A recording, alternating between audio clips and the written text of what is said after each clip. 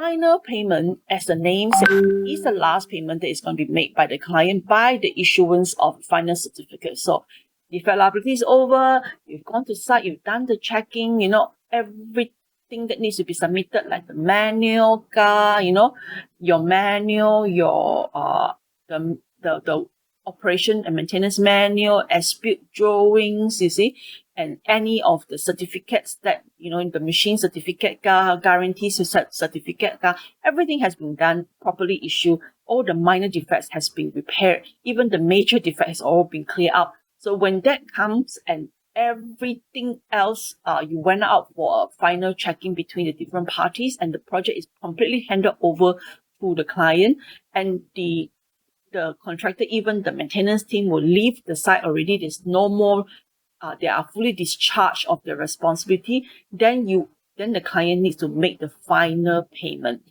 So usually this will be quite a long time.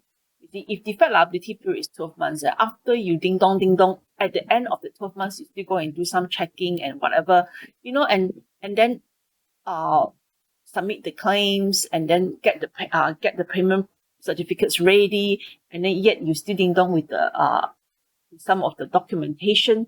Easily 3 or 4 months, sometimes as crazy as 6 months, up to up before the final payments are issued. And in that final payment, there's nothing outstanding. So the contract sum, if it's 21.5638 million, then that 21.5863 million is going to be paid completely. There shouldn't be any cents outstanding. And if there's any VO added, negative or taken out, variation order added or deducted, it has to be all calculated. If it's not calculated during the penultimate claim, it should be fully calculated during the final payment. There will be nothing left after that. Okay, so the next thing is the next terms that we hear a lot in terms of payment will be claims. Okay, so in every contract, the client don't pay you automatically. They don't say, oh, month end already, I pay you. Like, come on, give me your account number, I pay you. No client will ever do that. So the contractor would normally submit what we call a progressive claim. So you need to submit what we call a claim. So this claim, the contractor will submit a claim through the CA. So what they do is there will be a format for the particular project. There may be every party knows that. They have already mentioned that this is the format for claim. So depending on the client's company or the client's agency, they may have their own format. And in the format, it doesn't run away from the type of work, the work breakdown structure, and then the rate, the quantity, and then a portion of work done on site or material delivered, work done on site. So this one here, you will look into your schedule and you convert from the schedule. This part is 100% done. This work is 20% done. This work is 21.5% done. This one is 11.6% done. It's calculated based on your work progress on site and also your schedule. And it converts into that percentage. And that percentage, you will times it with the rate, the sum. And then you will add it up and then deduct 10% from that claim, and if that amount that is claimed is more than the minimum amount set in the contract, that is your interim claim. So you have your first interim, second interim, third, fourth, sixth, seventh, eighth, 20th interim even, or 80th interim even if you want to, if the project is that big, but no, that is just a joke. Okay, so what happened is you will submit the interim claim. You need to put in all the details, and then put there also deduct the 10% up to 5% of the contract, 10% of the claim amount up to 5%. If the money kumpo from every claim come to a stage that is actually 5% of the contract sum, then the client cannot take any more money from the next claim already.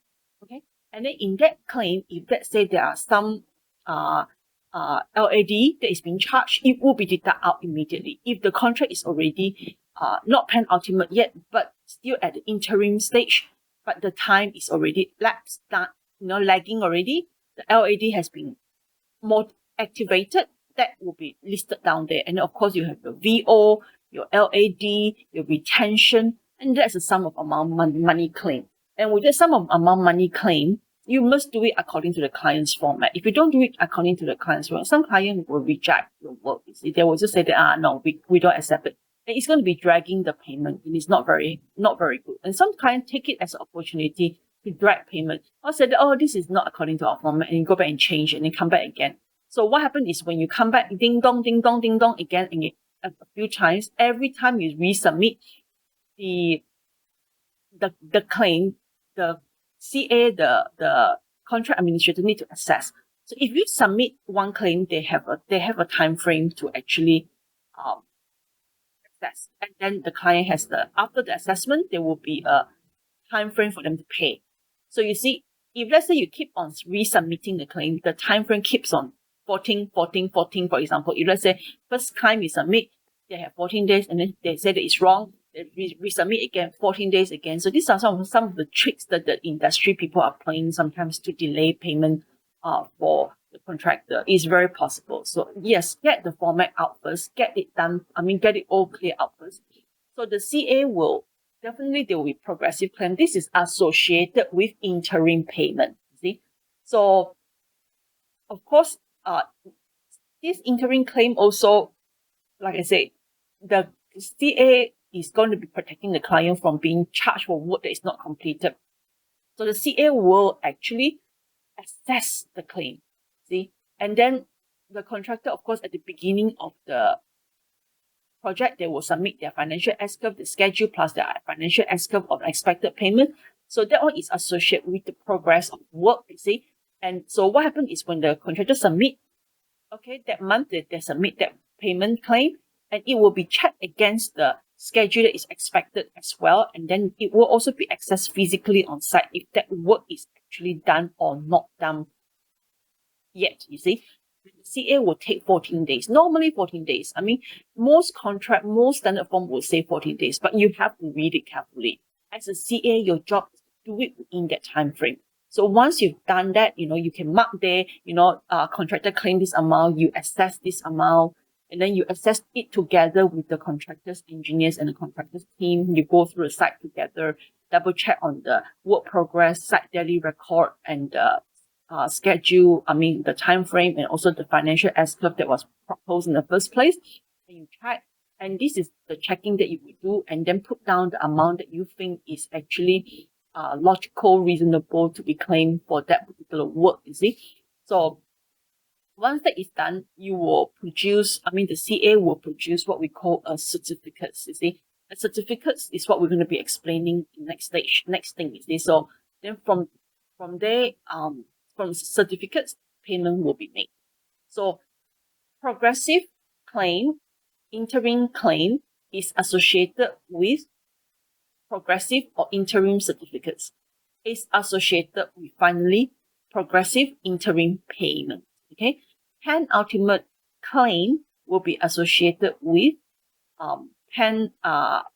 practical completion. It will be associated with penultimate certificates, and then penultimate payment. Final claim, final certificates, final payment. So these are the lists, these are the association between certificates, claim, certificates, payment. So penultimate claim would be triggered once there's no more work. So you will claim penultimate. You write in and claim penultimate together with your certificate of practical completion. So you will write for the work on site is practically complete. You request for certificate of practical completion. Once you get the certificate of practical completion, you're triggering what we call a penultimate claim.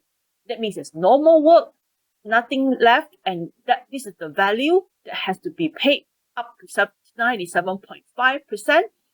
This is the claim that is made, and then from then on, your deferred liability period